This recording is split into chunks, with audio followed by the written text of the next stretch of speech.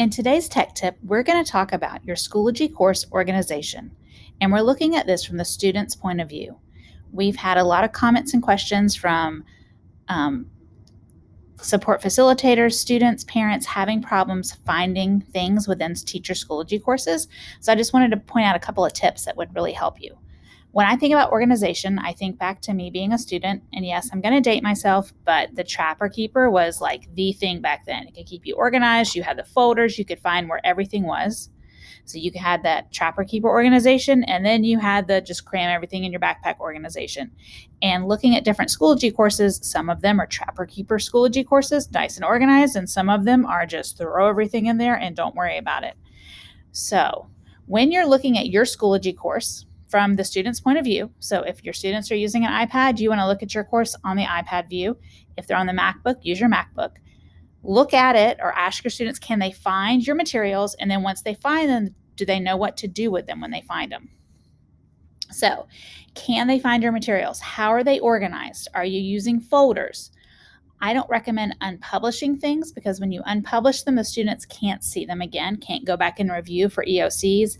Instead, you want to maybe move them to a previous materials folder or previous quarter folder. So let's take a look at a couple of different examples. Sadly, these are actual real courses. You can see this one is kind of that backpack approach. Everything's just jammed in there, one long list, not even like named something the students would understand.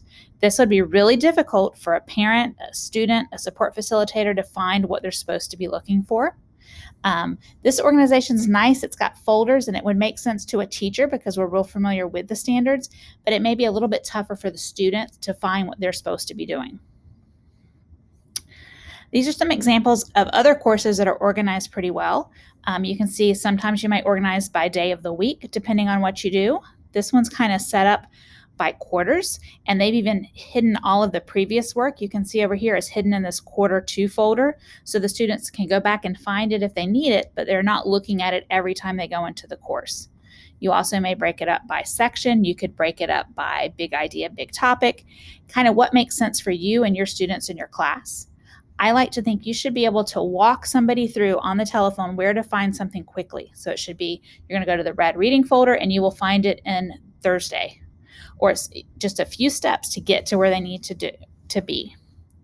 Now, so once we've got it, so they found our resources, do they know what to do when they open it? So many times students will click on, and I've seen assignments, and it's just an assignment and an attached PDF. There aren't any directions, any information to help with it, anything there like that. It's really better to go ahead and in that area of the assignment or discussion, clearly give the student tasks, give them the directions, what you want to do, any resources they may need to do it, and reminders.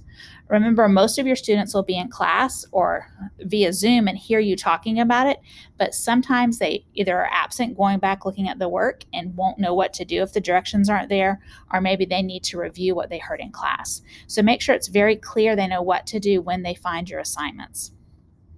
So basically, take a look at your Schoology courses, look at it from the student point of view, ask them for help or advice, and make your Schoology course kind of the Trapper Keeper of today.